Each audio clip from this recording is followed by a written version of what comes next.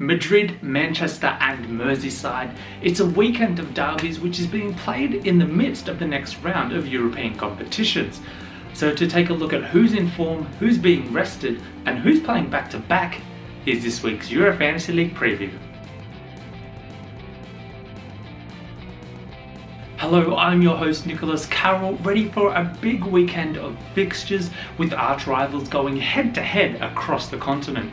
So let's get into it. We start off up north with the Merseyside derby, Everton against Liverpool at Goodison Park. There wasn't too much surprise when the Toffees went down 3-1 to Man City last weekend, though the emotion of the derby might just give them that little bit extra motivation this week. While there wasn't too much to write home about, Yannick Bolasie at least grabbed a consolation goal, his first for the season, in a stronger second half performance. The Reds were made to sweat last week, coming back from 1-0 down to defeat Crystal Palace 2-1, none other than Mohamed Salah grabbing the 84th minute winner. It was another 4 points for the Egyptian, leaving no one questioning the 86% of managers who own him, with Sadio Mane taking 3 points after scoring their opener. Meanwhile, Andrew Robertson continued to prove himself to be an interesting proposition at just $3 million, grabbing his second assist in as many games. With matches against Bournemouth, West Brom and Stoke coming up, clean sheet points could be up for the taking. Next, we stay up in the northwest region for another massive derby, its first against second, Manchester City at home to Manchester United. As we mentioned before, City did it relatively easy against Everton, scoring all 3 of their goals in the first half. Sergio Aguero was provided more time to recover from his knee injury, allowing Gabriel Jesus to stake his claim as the lone striker. He did his part by scoring one of the goals, with Leroy Sané and Raheem Sterling grabbing the others. However, once Aguero returns, both are likely to once again start sharing their minutes on the field. United made it 4 in a row with a 2-0 victory over Swansea, Romelu Lukaku continuing to find the back of the net and making it 7 from 7 for club and country.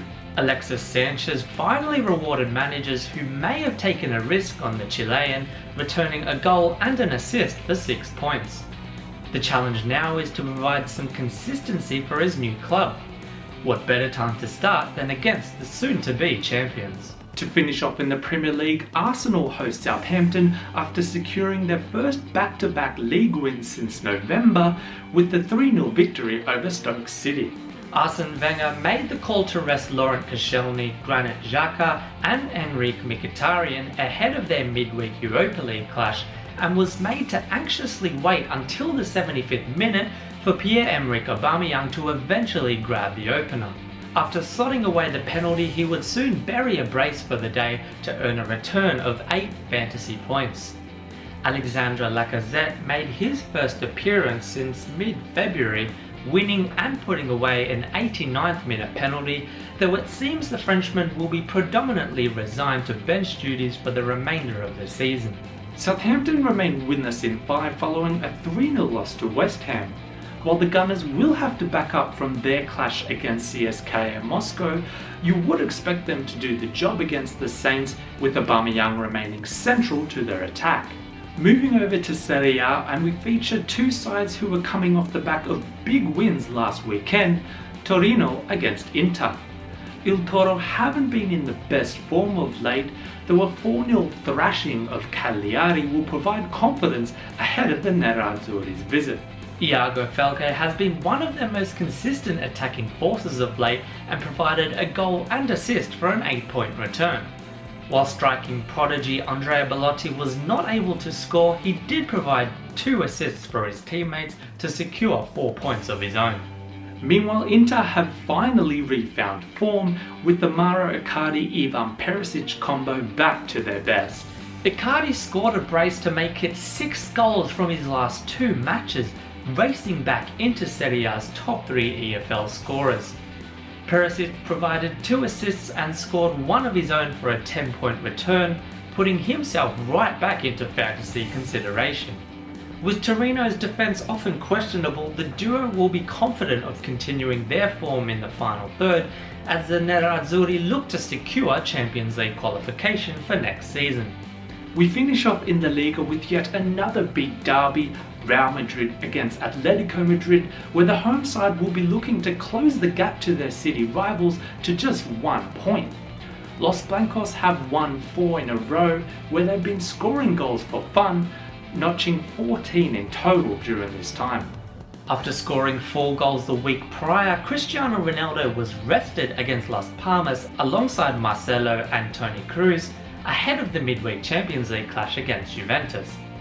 This left Gareth Bale to lead the way forward, grabbing a brace for himself to continue his own goal-scoring form. While the Madrid derby comes at a difficult time between both legs of the Juve tie, you would expect Zidane to take this match a little more seriously than Las Palmas. Atletico have been hit and miss of late, particularly away from home, where they've lost 3 of their last 6 league matches, including their last 2. A 1-0 win at home to Deportivo La Coruña last weekend was certainly not convincing, though Diego Simeone was without the suspended Antoine Griezmann, while Diego Costa came on from the bench, having just overcome his muscle problems. So it was left to Kevin Garnero to slot away the game's only goal via a penalty. While their stars should all return, it will take a big effort to match it against an in-form Real Madrid at the Bernabeu. That's it from me though. As always, if you're after more fantasy discussion, make sure you tune in to the Euro Fantasy League podcast featuring Jamie McLean and Dave Fenwick. Links are below. Or for all your other football and fantasy news, head over to eurofantasyleague.com. Otherwise, until next time, good luck with your teams.